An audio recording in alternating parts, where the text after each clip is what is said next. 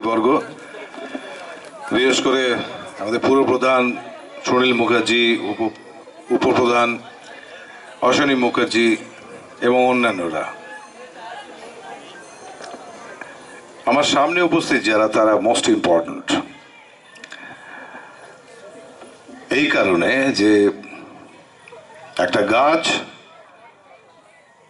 5 বছর ধরে মমতা ব্যানার্জির স্বপ্ন সত্যি করা একটি গাছ কল্পতরু তিনি তৈরি করেছেন। যে গাছটা এরকম মোটা একটা গুঁড়ি তৈরি হয়েছে, কিন্তু সেইটা তৈরি করার জন্য যেটা লাগে সেটা শেকড় লাগে গাছের নিচে, যেটা মাটির নিচে থাকে। তাদের কেউ দেখতে পায় না, তারা অন্ধকারে মাটির ভেতরে পাথরের ভেতর দিয়ে খুঁজে খুঁজে খুঁজে খুঁজে একটু জল একটু খাবার জোগাড় করে, আর সেটা সে পাঠায় গাছের কাণ্ডে, ওপরে পাঠায়। সেখানে পাতা গজায়, কুচি কুচি পাতা, সবুজ পাতা, আর ডালের সংখ্যা বাড়তে থাকে, শাখা প্রশাখা বাড়ে। এইরকম একটা গাছ উন্নয়নের গাছ। তার প্রতিটি সেল, প্রতিটি লাইন, প্রতিটি কাঠি উন্নয়নের কাঠি, একটি মজবুত কাঠি, মজবুত গাছ। এই গাছটা যদি ওপরের পাতা ঝরে যায় তাহলেও গাছটা বেঁচে থাকে, যদি ডাল কাটা হয় তাহলেও গাছটা বেঁচে থাকে। কিন্তু মাটির নিচে যে অজস্র শেকড় ছড়িয়ে গেছে, সেই শেকড় যদি কেটে দেওয়া হয় তাহলে গাছটা আর বাঁচে না, তাই না? আর সেই শেকড় হলেন আপনারা, কর্মীরা। যদি আপনাদের বাদ দেওয়া হয় তাহলে কিন্তু গাছ বাঁচবে না, গাছ বড় হবে না, কিছুই হবে না। যদিও হয়তো ওপর থেকে গাছের ওপরের গুঁড়িটা দেখা যায়, কিংবা পাতা দেখা যায়, ডাল দেখা যায়, হয়তো আমরা পাতার মতো হয়ে ওপরে একজন এমপি, এমএলএ, একজন পুরপ্রধান, পারিষদ যারা থাকে তারা, এবং অন্যান্য বিভাগে যারা কাজ করে, ministers, chief ministers, prime ministers, তারা সবাই হয়তো পাতা। আমরা উপরে রান্নাটা করে গাছকে খাওয়াই হয়তো, কিন্তু খাদ্য নিচ থেকে না পাঠালে গাছ বাঁচে না। আমরা ফুল ফোটাই, ফল ফলাই, আর সেগুলো হলো উন্নয়ন। কাজে আপনারা অপরিহার্য। সেই আপনারা আমাকে 5 বছর আগে এই সুযোগটা দিয়েছিলেন, আমাকে জিতিয়েছিলেন এখানে। আমি প্রথমে পলিটিক্স করতে আসিনি, পলিটিক্স কোনোদিন করিনি। আমি সিনেমার লোক, সিনেমাই করতাম। কিন্তু মমতা ব্যানার্জি এমন একটা সুযোগ দিলেন আমাকে, এখানে পাঠালেন। প্রথমে আমি একটুখানি বিমর্ষ হয়ে গেছিলাম, ভাবছিলাম কি করব বুঝতেই পারছি না আমি। তারপর এনারা সবাই আমার টিচার্স।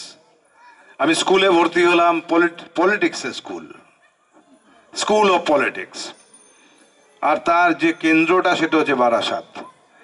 সেই কেন্দ্রে ভর্তি হয়ে, এটাকে একটু তুলে দিতে পারি? হ্যাঁ, দেখি হয়ে গেছে, ঠিক আছে। সেই কেন্দ্রে ভর্তি হয়ে, সেই স্কুলটিতে ভর্তি হয়ে পড়াশোনা আরম্ভ করলাম, একটু একটু করে শিখতে আরম্ভ করলাম আদব কায়দা। আপনারাও টিচার ছিলেন আমার। আজকে 5 বছর বাদে আমি বোধহয় স্কুলটা শেষ করলাম, কিন্তু কি করে বুঝবো যে আমি শিখেছি? আমাদের প্রিন্সিপাল যিনি, তার নাম মহান নেত্রী মমতা ব্যানার্জি, তিনি একটা টিকিট দিলেন আমাকে, বললেন আবার কলেজে ভর্তি হন গিয়ে।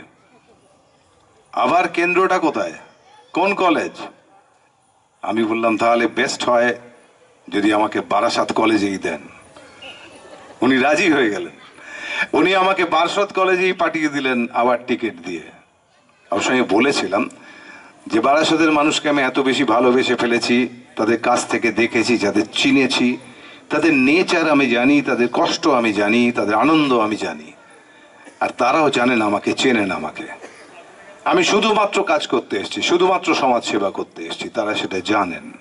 আমি পাওয়ারের জন্য আসিনি, আমি অর্থের জন্য আসিনি, আমি আর কোনো কারণে আসিনি।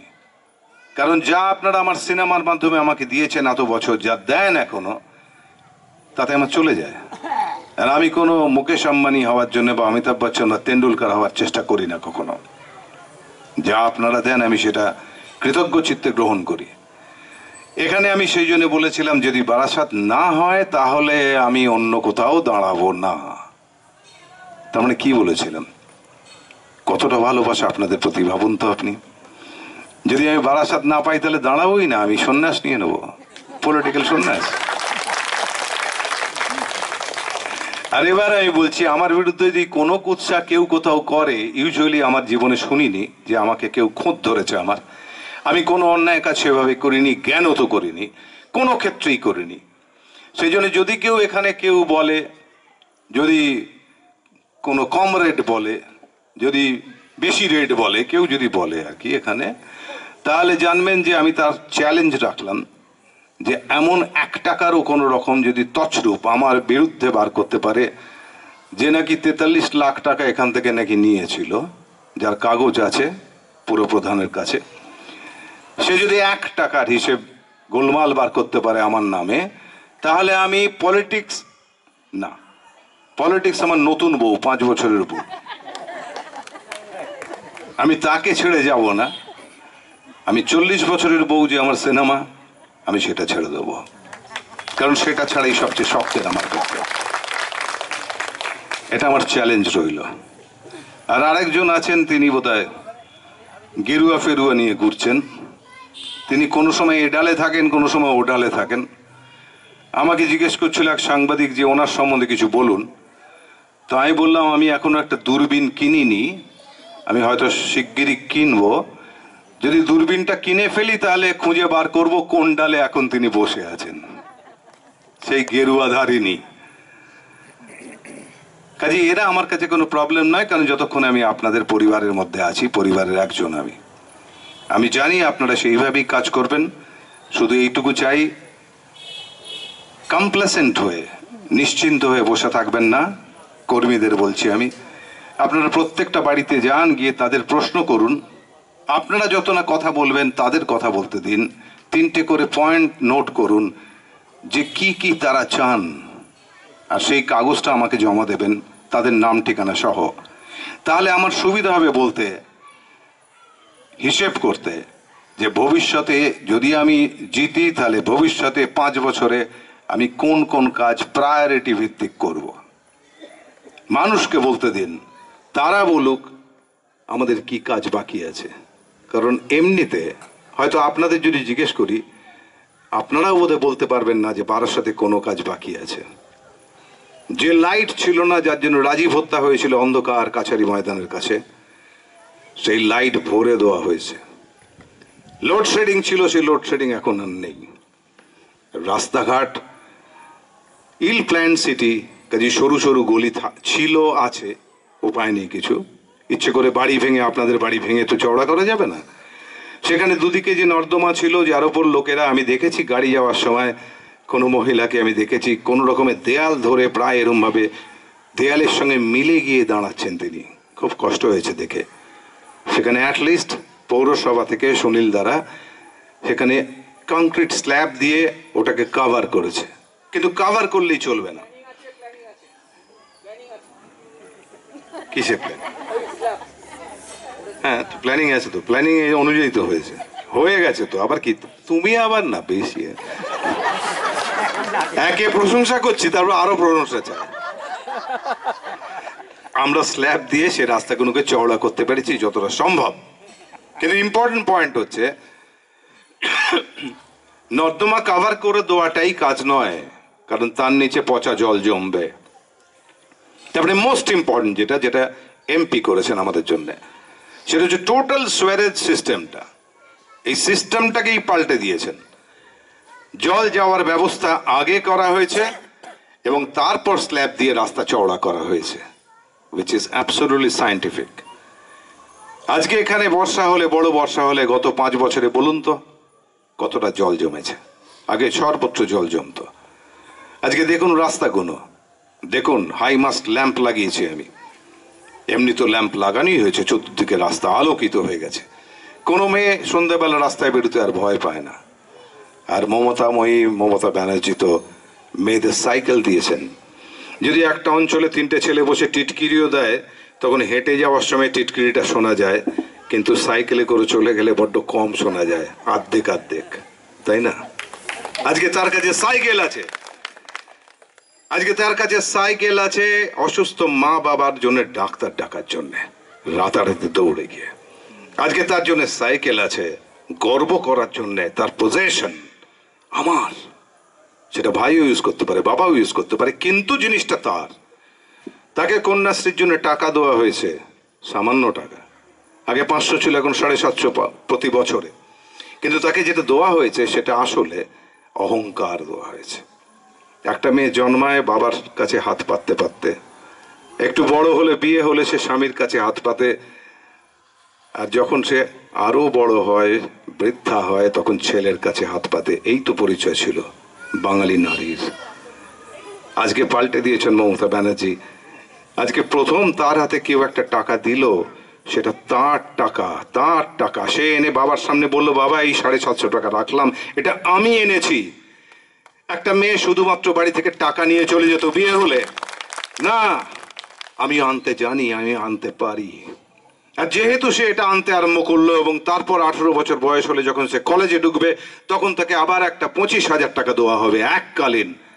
ভাবতে পারেন পৃথিবীতে একমাত্র একজন ভাবলেন এটা, তার নাম মমতা ব্যানার্জি। কেউ ভাবেনি।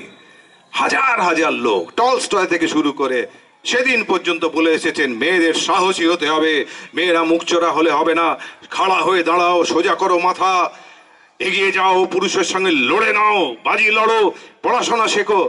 কে শেখাবে পড়াশোনা? সামান্য গরিব বাবা মা ছেলেকে পড়া দিত শেষ। মেয়েকে পড়াবে কেন? মেয়ে তো বাড়ির কাজ করবে।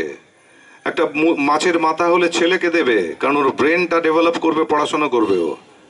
মেয়ের কি হবে? মেয়ে তো বিয়ে দিয়ে দেবো কদিন বাদে, যা হোক করে এটা হলেই হলো। ছেঁড়া শাড়ি পরে থাকবে, ছেঁড়া পরত পরে থাকবে, কি এসে যায় তাতে? ও তো নিয়ে যায়, ও তো দিয়ে যায় না কিছু। এই প্রথম উনি বোঝালেন না, সে নিয়ে আসে। আর যদি সে কলেজ পাশ করে বেরিয়ে যায় ওই টাকা দিয়ে, তার মধ্যে হয়তো কিছু উদ্বৃত্ত টাকা থাকতে পারে যা দিয়ে তার বিয়েতেও হেল্প হতে পারে, তার দাদার পড়াশোনাতেও টাকা লাগাতে পারে, সে ভাইকেও পড়াতে পারে হয়তো। সে এত বড় কথা পৃথিবীতে কেউ বলেনি। একজন ডরিস্ট একটা কথা বলেছিলেন, if you educate a man you educate a man. যদি তুমি একজন পুরুষকে লেখাপড়া শেখাও তাহলে তুমি একজন পুরুষকে লেখাপড়া শেখালে। But if you educate a woman, you educate a generation. কি অসাধারণ কথা! মাকে যদি শিক্ষিত করো, মেয়েকে শিক্ষিত করো, বাবা শিক্ষিত হয়ে চাকরি করতে বাইরে চলে গেলেন, সংসারে কি হচ্ছে, ছেলে মেয়েগুলোর পড়াশোনা কি করছে, মাকে বলে দেখো স্কুল ফুল পাঠিয়েও কিন্তু দিয়ে দেবো আমি টাকা। তার অত খেয়াল নেই, হয়তো অশিক্ষিত হয়েই ছেলে মেয়েগুলো বড় হচ্ছে। কিন্তু মা যদি শিক্ষিত হয় তাহলে পৃথিবীতে এমন কোনো মা নেই, কারণ মারা সারা জীবন জন্মেছেন শুধু স্যাক্রিফাইস করার জন্য। মেয়েদের শক্তি এটা, মেয়েদের নেচার এটা। তিনি কখনো কোনো মতে সহ্য করতে পারবেন না যে তার ছেলে, তার মেয়ে তার থেকে কম শিক্ষিত হতে পারে কখনো। মা বরঞ্চ গর্ব করবেন যে তার মেয়ে, তার ছেলে তার থেকে বেশি শিক্ষিত, তবে মার গর্ব হবে, তবে তিনি রত্ন গর্ভা হবেন। কাজে মাকে শিক্ষিত করা মানে পরের জেনারেশনটাকে শিক্ষিত করা। এই আইডিয়াটা এমন একটা আইডিয়া যেটার জন্য উনি নোবেল প্রাইজ পেতে পারেন ফিউচারে, কারণ পৃথিবীতে কেউ বলেনি এটা। এটা সবাই ইউএনও গ্রহণ করেছে, ইউনিসেফে চলে গেছে, ইংল্যান্ডে আলোচনা হয়েছে, সেমিনার হয়েছে, দিল্লিতে কথা হয়েছে এটা নিয়ে বহু। এটাকে অ্যাডপ্ট করতে চেয়েছে, তার জন্য একটা নতুন নাম দিয়ে অবশ্য একটা জিনিস করা হয়েছে, বেটি পড়াও বেটি পড়াও বলে। ওসব পুরনো, ওসব কপি। উনি যে জঙ্গলমহলকে শান্ত করেছেন, কি ফর্মুলাতে উনি শান্ত করেছেন, তার জন্য রেগুলার দিল্লিতে সেমিনার হয়েছে, প্রত্যেকটা মুখ্যমন্ত্রীকে ডেকে, যেখানে যেখানে মা অধ্যুষিত যে জায়গাগুলো, তাদের সহ উপদ্রুত জায়গা, তাদের ডেকে এটাকে মমতা ফর্মুলা বলা হচ্ছে। ইনি দিশারি, ইনি পৃথিবী পাল্টে দিতে পারেন। সেই মানুষটি আপনাদের মুখাপেক্ষী। একটা জিনিস তার চাই, সব তিনি করতে পারেন, শুধু হাজার হাজার ভোট তিনি দিতে পারেন না। সেই জন্য আপনাদের মুখাপেক্ষী, কর্মীদের মুখাপেক্ষী, আপনারা প্রত্যেক বাড়িতে গিয়ে বোঝান এটা। আমাদের উন্নয়নের কথা বলতে গেলে অনেক উন্নয়নের কথা বলা হয়েছে, আমি আরো হাজারটা উন্নয়ন বলতে পারি। আমি এটাও বলতে পারি যে দুটো ঝ্যাঁটার কাঠি নাকি মিলেছে, একটা ঝ্যাঁটার কাঠি পট করে ভেঙে যাচ্ছিল, অস্তিত্বই বিপন্ন ছিল তাদের, বিমান বসুর ঝ্যাঁটার কাঠি, আর একটা ঝ্যাঁটার কাঠি এদের ঝ্যাঁটার কাঠি, অধীরের ঝ্যাঁটার কাঠি। এই দুটো ঝ্যাঁটার কাঠি দেখি মিলে সুতো দিয়ে ভালো করে বেঁধেছে, এবার আর ভাঙতে পারবে না কেউ। আর ওটা তো ঝ্যাঁটার কাঠি ভাই, ভেঙে তো যাবি। আমরা নেবো, নিয়ে পুট করে ভেঙে দেবো, ব্যাস হয়ে গেল, ফিনিশড। ওদের অস্তিত্ব রক্ষার লড়াই আর আমাদের উন্নয়নের লড়াই। আমরা 5 বছর ছিলাম, তাতে এই উন্নয়ন হয়েছে। আমরা 25 বছর থাকবো, তাহলে কোথায় নিয়ে যাবো বাংলাটাকে? ওই একজন মহিলার হাত ধরে, মমতা ব্যানার্জি। আসুন নতুন করে ভাবি, নতুন করে বাঁচি, আমরা এগিয়ে চলি। কিছুই এখনো কাজ হয়নি। বারাসাত এখনো বারাসাত আছে, শুধু একটু চাকচিক্য এসছে, শুধু পরিশ্রুত জল এসছে গঙ্গার, যাতে আর্সেনিক নেই। শুধু সুয়ারেজ গুলো পরিষ্কার হয়ে গেছে, নর্দমাগুলো দিয়ে এখন জল জমে না। আলো জ্বলেছে, আসুন আরো আলো, আরো আলো। প্রভু এই নয়নে তুমি ঢালো। আজ হোক সেই সময় যখন আমরা এই আগামী 25 তারিখে আপনারা ভোট দিন, ভোট দেওয়ান সবচেয়ে ইম্পর্টেন্ট। যে যে বাড়িগুলোতে যাবেন সেই বাড়িগুলোতে 3টে করে প্রশ্ন করুন, নোট ডাউন করুন। সে খুশি হবে, কারণ সে বলছে কিছু, এটা শুনছি আমরা, এটা মনে হবে তার। সব লোক তো মানুষ কথা বলতে ভালোবাসে, কথা শোনার থেকে। সেই জন্য ওদের বলতে দিন কিছু, এবং তা থেকে আমরাও বুঝতে পারবো যে আমাদের কি কি করতে হবে। অ্যাট দ্য সেম টাইম আপনারা বুঝতে পারবেন, যদি সেখানে বলে কিছুই তো হয়নি, কিছুই তো হয়নি, যারা বলবে বুঝবেন এদের গায়ের রংটা একটু আলাদা আছে। তখন তাদের 10 বার ভিজিট করবেন, তাদের একটু ঘুরিয়ে দেবেন, বুঝিয়ে দেবেন, একটু মগজ ধোলাই করে দেবেন। তাহলে আমাদের সংখ্যাটা, ভোটের সংখ্যাটা আরো বেড়ে যাবে। যদি 300 ভোটের মধ্যে 200 ভোট আমরা পাই, তাহলে ওই 100টাই নয় বা কেন। সুন্দর থাকুন, ভালো থাকুন, হাতে হাত 23টা দিন আমরা এইভাবেই লড়বো। Thank you very much.